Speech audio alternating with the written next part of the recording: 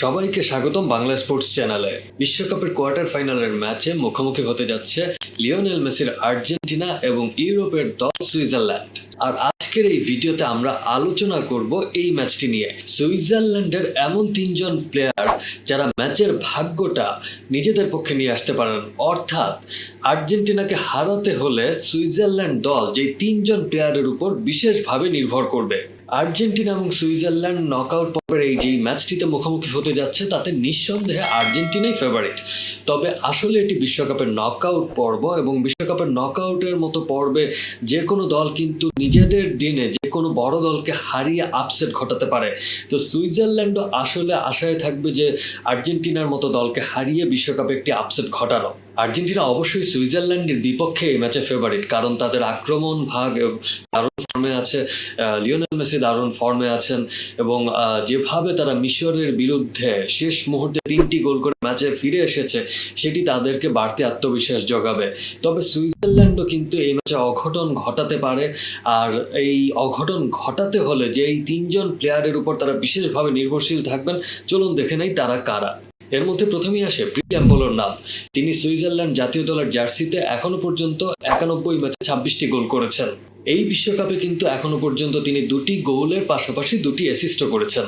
Physical fitness, বক্সের ভেতর তার উপস্থিতি এবং আক্রমণে তার ইনস্টিংক্ট, কিন্তু এই তিনটি সমন্বয় কিন্তু ব্রিল এমবোলো কিন্তু দারুণ একজন স্ট্রাইকার এবং আর্জেন্টিনার ডিফেন্সের জন্য মাথা ব্যথার কারণ হতে পারে কিন্তু তিনি এই ম্যাচে। নিঃসন্দেহে আর্জেন্টিনার ডিফেন্স লাইন ব্রিল এমবোলোকে সামলাতে বেশ খানিকটা হলেও ভুগবে। ডি বক্সের ভেতরে আসা যে কোনো লং বল, এছাড়া ডি বক্সের ভেতরে যে কোনো ডিফেন্স ছাড়া পাসকে কিন্তু কাজে লাগানোর মতো সব ধরনের ক্ষমতাই কিন্তু ব্রিল এমবোলোর আছে। এই বিশ্বকাপে তার করা 2টি গোল থেকেও কিন্তু সেটি আমরা ভালোভাবেই বুঝতে পারি। সুইজারল্যান্ড দল এই ম্যাচে জেতার জন্য দ্বিতীয় যেই প্লেয়ারটির উপর খুব ভালোভাবে ভরসা করবে তিনি হচ্ছেন রুবেন ভার্গাস।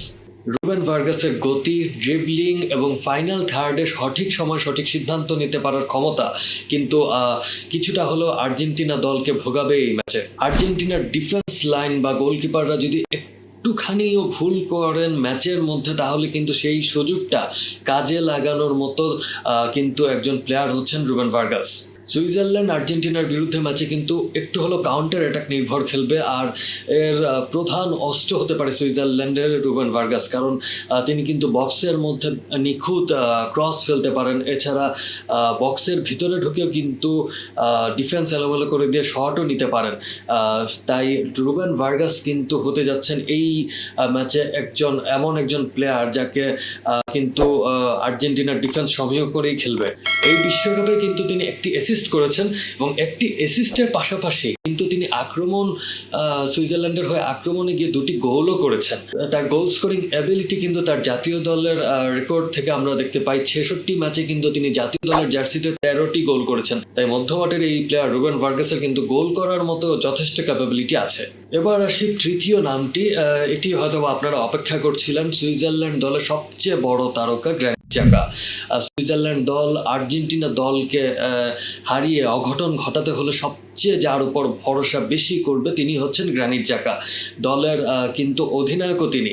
তাই গ্র্যানিট জাকার উপর কিন্তু একটা বাড়তি দায়িত্ব থাকবে তার দলকে গুছিয়ে নেওয়া এবং আক্রমণে সমন্বয় সৃষ্টি করা।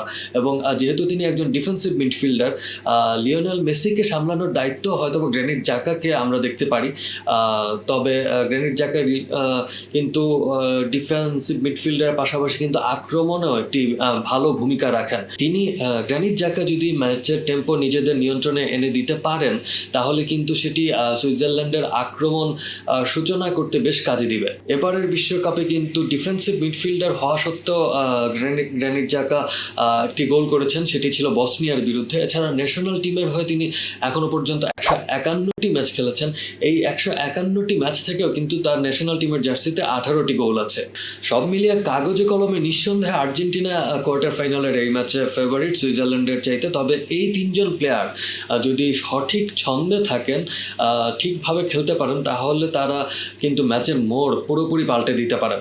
গ্র্যানিট জাকা যদি মাঝমাঠের নিয়ন্ত্রণ নিতে পারেন এবং রুবেন ভার্গাস যদি আর্জেন্টিনার ডিফেন্সের উপর চাপ সৃষ্টি করতে পারেন, তাহলে কিন্তু ব্রিল এমবোলো সেই সুযোগটা কাজে লাগিয়ে তার যে ফিনিশিং দক্ষতা সেটি প্রয়োগ কিন্তু করতে পারেন। তাই ম্যাচটি খুব একটা সহজ হবে না আর্জেন্টিনার ডিফেন্সের জন্য। এই তিনজন প্লেয়ারকে বিশেষ করে আর্জেন্টিনা দল চেষ্টা করবে সামলে রাখার।